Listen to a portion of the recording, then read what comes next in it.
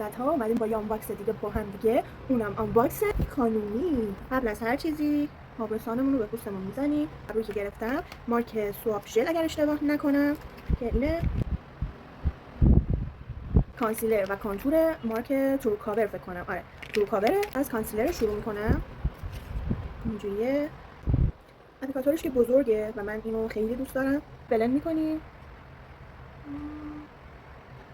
راحت بلند میشه، اصلا خشک نیست، خیلی چربم نیست، کاملا یه چیز اوکیه. این کانتورش شماره 012 است. خط چشم من این شد. اینو هم از همون خانومی گرفتم. این سایه سوپر تاچ شماره 158.